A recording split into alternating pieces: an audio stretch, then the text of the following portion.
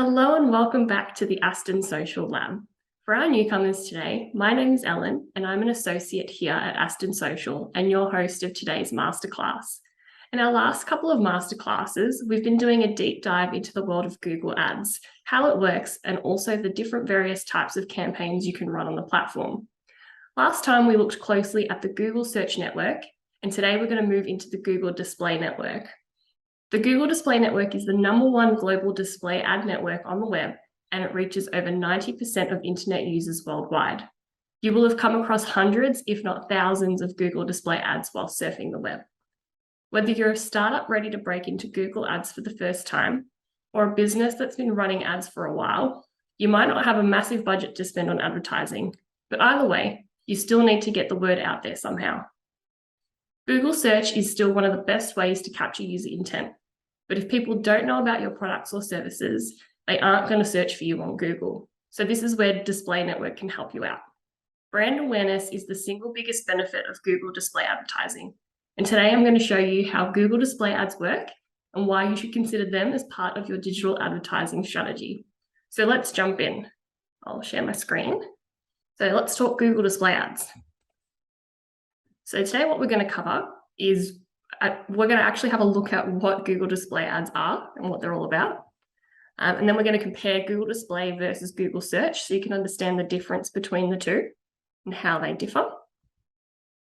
Then we're going to have a breakdown of the different types of Google Display ads, and then audience targeting for Google Display ads. So tips on how to choose your audience, because there are a few different ways to do that. Also, we're going to look at how to set up Google Display ads. So we're actually going to do a step-by-step tutorial, which I'll run you through. And then also lastly, I'm going to show you how to actually measure the success of your Google Display ads. So looking at what success actually looks like. So that's today. Firstly, let's look at about Google Display ads. So what actually are they? So Google Display ads enable you to reach people with targeted visual ads while they're browsing their favorite websites, showing a friend a YouTube video, checking their Gmail account, or using mobile devices and apps. And these help to capture a person much earlier in the buying cycle than a search ad.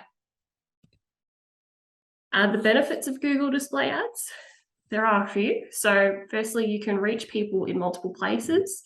So display campaigns can reach people worldwide across 35 million websites and apps and on Google-owned properties, for example, YouTube and Gmail. And this allows you to expand your reach beyond the Google search. So more than just people typing things into Google and searching for them.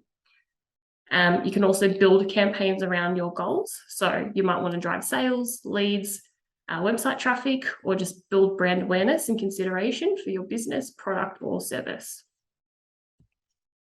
And it's also designed for ease of use. So it looks complicated, but display campaigns use machine learning solutions across targeting, bidding, and formats to reach a new or existing audience. And this can help your campaign deliver the best campaign results friction-free. So how do they actually work? Google Display Network helps you find the right audience with its targeting options that strategically show your message to potential customers at the right place at the right time. Here are some examples of how you can approach targeting with display ads. So number one, you can find new customers or engage existing customers using audience segments. So similar segments and in-market segments help you find new prospective customers by targeting people who are interested in your products. You can also use your data segments to help you re-engage people who previously visited your site. So that's essentially remarketing. Number two, you can drive more conversions using automation.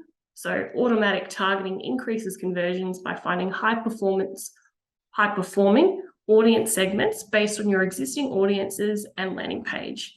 So by automatically optimizing over time, Google Ads can learn which audience segments work better for you. So when do Google Display ads actually show? The display network can help capture someone's attention earlier in the buying cycle. You can put your ads in front of people before they actually start searching for what you offer. So you're kind of putting it in their minds. And then you can also remind people of what they're interested in when you use data segments to reach people who've previously visited your website or your app. Again, that's the remarketing. So someone's visited your website and then you want to remarket to them, basically deliver your message to remind them that you're still there and to make a purchase or submit a lead form, whatever your objective is. So Google Display versus Google Search, what exactly is the difference? Well, the main difference between Google Search ads and display ads is that search ads are a form of pull advertising, while display ads are push advertising. So what does that actually mean? Search ads only appear to those people who are already searching for your product or service, while display ads are paid placements that appear based on various targeting parameters. Think of it like a billboard. So there's a few different types of Google display ads that you can run, and I'll show you through those now. So there's two types. One is responsive display ads, and then number two, uploaded image ads.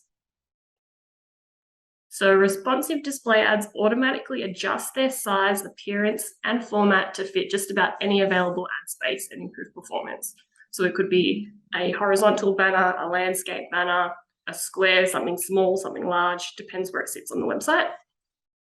And you can upload various assets, so images, headlines, logos, videos, and descriptions into Google Ads, and the optimal combination and size of assets will appear in ads across websites, apps, YouTube, and Gmail, depending on where they're shown. Here's an example of the various types of ads that can be shown in different formats, sizes, specs. So in some instances, the image is placed at the top with text below it and a call to action. In a couple of other cases, it's to the left. It all just sort of depends on where it sits on the site. Sometimes there's no image, sometimes it's just text. Uploaded image ads. So if you want a bit more control, you can create or upload ads. So you can upload ads as images in different sizes or HTML5. This can be done if you only want ads to be shown in a certain format. I would recommend doing the responsive display ads just because it gives Google more room to play with and gives them the opportunity to show more ads in different places. But if you really want to have control, you can go with uploaded image ads. If you're interested in the specs, I'd take a screenshot here. You can see the specs for image, so landscape and square, and then also logo. It's important to stick to these sizes because your ads may actually get disapproved, or they won't actually let you use them because the specs are incorrect. So it's important to make sure that these are correct. Now let's look at audience targeting for Google Display Ads. So you can use ad group targeting to help get your ads seen by certain types of people or in certain contexts or content. When you focus your targeting on certain types of people, you can aim to get your ads seen by a particular audience. For example, people who visited your website, or people who are likely to be in the market for a given product, or their demographics. So you might want to just target young men, young women, older men, depends who your target audience is.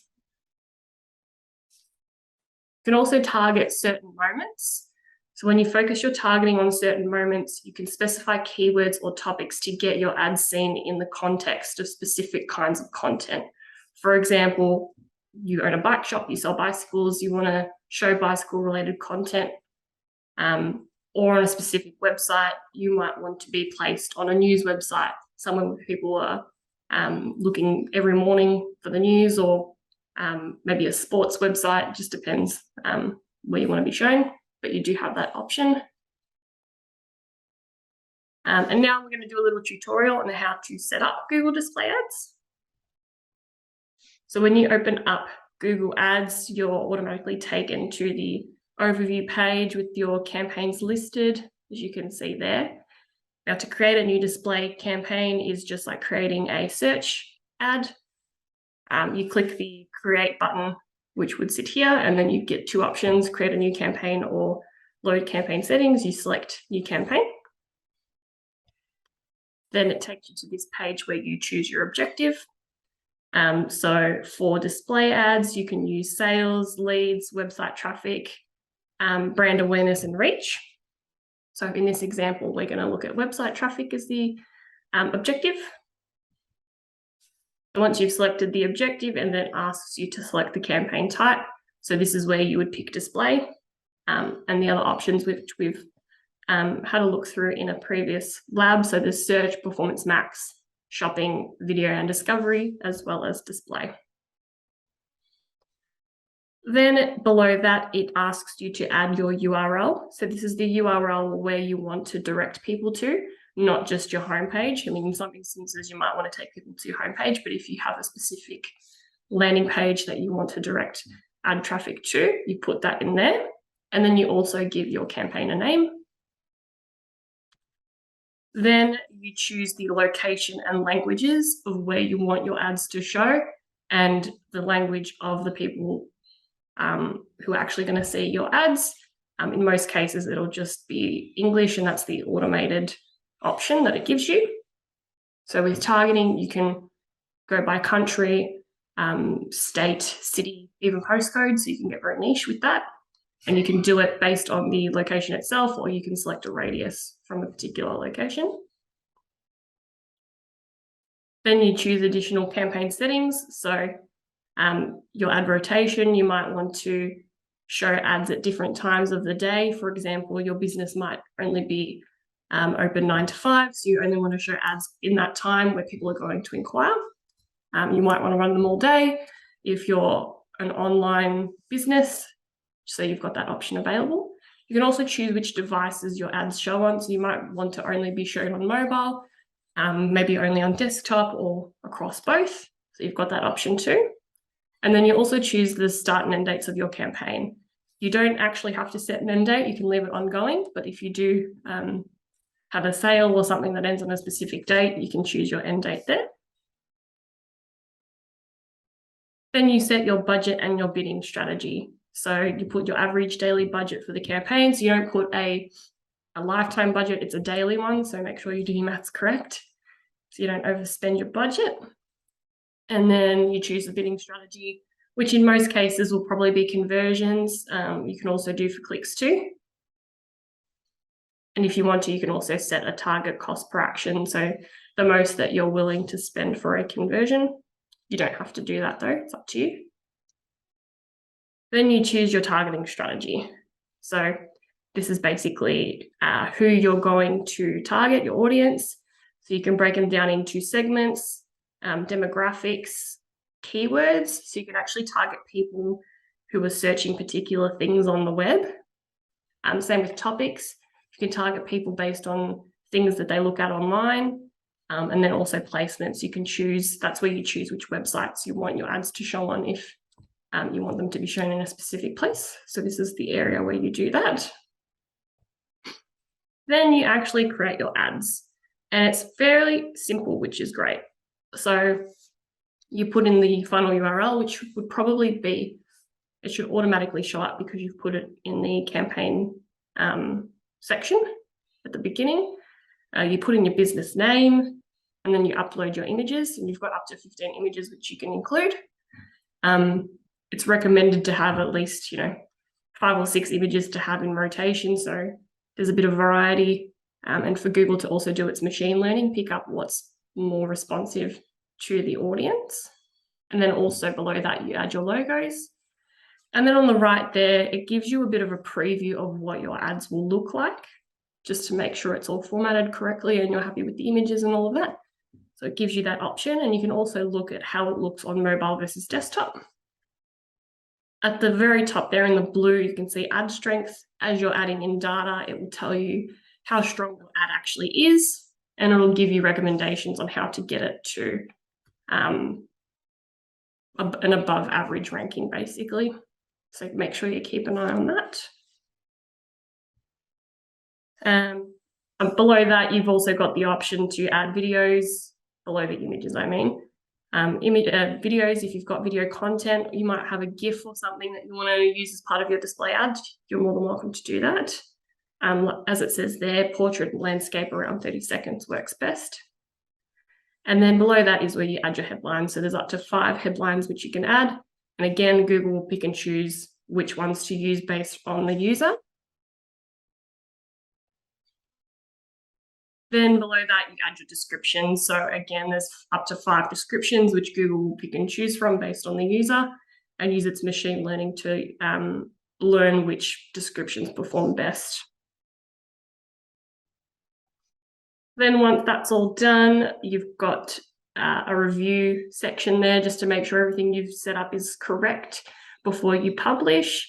So it's important just to check over that and make sure everything is accurate and correct before you go live. And then you hit publish campaign, and then it'll go through a review, which is pretty quick on Google. And then once it's been approved, it'll go live.